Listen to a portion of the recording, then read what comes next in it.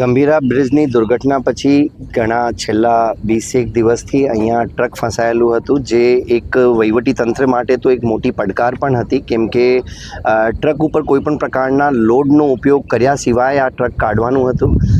સરકારશ્રીના માર્ગ અને વહાણ વિભાગ તરફથી MERC marine emergency response centre, જે કે વિશ્વકર્મા ગ્રુપનો એક કંપની છે અને જે ઓલરેડી આખા સમગ્ર ઇન્ડિયામાં જ્યારે પણ કોઈ પણ સમુદ્રમાં ઇમરજન્સીની બાબત આવે છે તો જે હંમેશા ખડે પગે ઊભો રહીને કામ કરતી કંપની છે. એ પોરબંદરના છે. પોતાના વતન પ્રત્યે પ્રેમના લીધે અને જ્યારે સરકાર તરફથી એમને કોન્ટેક્ટ કરવામાં આવ્યું, તાત્કાલિક આ કામ એક પણ રૂપિયો ચાર્જ કર્યા સિવાય આ કામ કરવા માટેની પોતાની તૈયારી બતાવી. છેલ્લા 5-6 દિવસથી એમની 50 થી 60 જણોની ટીમ અહીંયા સતત રાત દિન કામ કરતી હતી.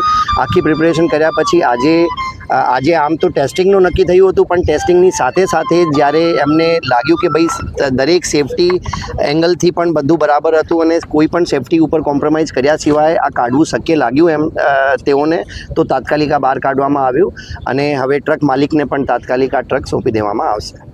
સર, આમાં શું મેઇન ચેલેન્જીસ શું?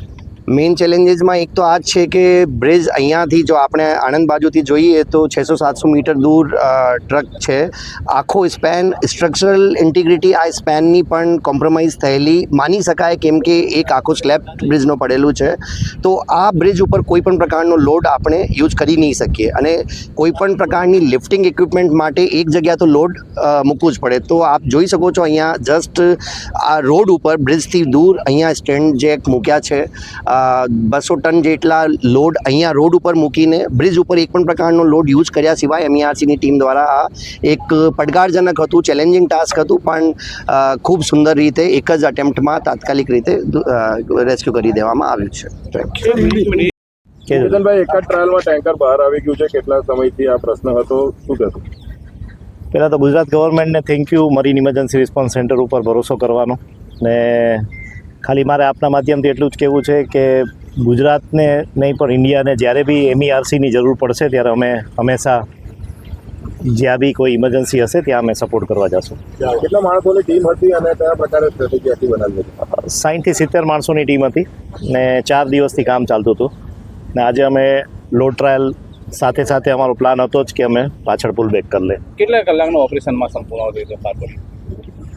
અત્યારે આપણે અડધી કલાક જ લઈ ગઈ બહાર કાઢવાને. આ જે ઓપરેશન છે તેના માટે કઈ ચેલેન્જીસ જે હતી જે ખૂબ જ ચેલેન્જ આપી રહી હતી? ચેલેન્જ તો બે બાજુ આપને ખબર જ છે કે પાણી હતું, બ્રિજ વીક હતો. સો બ્રિજ બી આપણે ડેમેજ નથી કર્યો. બ્રિજ જેમ જે પોઝિશનમાં હતો એ જ પોઝિશનમાં છે. પ્લસ સ્ટ્રક્ચર થોડું વીક હતું, એટલે ચેલેન્જ એ હતી કે અમારે જે કાંઈ ઓપરેશન હતું એ 900 મીટર દૂરથી કરવાનું હતું, કારણ કે હ્યુમન સેફટી પહેલાં અમારું પ્રાયોરિટી છે ને એ જ અમે ફોલો કર્યું છે. આજે ઓપરેશન સફળતાપૂર્વક પૂર્ણ થયું છે, એના બધે શું કહેશું? ના, કાંઈ નહીં, બસ બધા ટીમને ઇટ્સ અ ટીમ વર્ક. કારણ કે ટીમ વિધાઉટ ઓપરેશન અત્યાર સુધી કેટલા થયા છે અને આમાં સફળતાના ચાન્સીસ કેટલા હોય છે?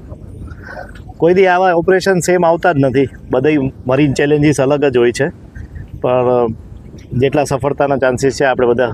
વિશ્વકર્મા ગ્રુપ વિશે થોડી માહિતી આપશો અને ઇમરજન્સી રિસ્પોન્સ ટીમ વિશે. મરીન ઇમરજન્સી રિસ્પોન્સ સેન્ટર અમે જે આ સાલ્વેજનું કામ છે એ 2006થી કરીએ છીએ. ને ઇન્ડિયામાં કોઈ બી શિપને કોઈ શિપ ડૂબી હોય કે એમને ગ્રાઉન્ડ ઉપર આવી ગઈ હોય તો એના માટે ઓઇલ રિકવરી કરવાની છે, આ છે તે છે. સો એ બધા ઓપરેશન કરીએ છીએ. Okay, thank you.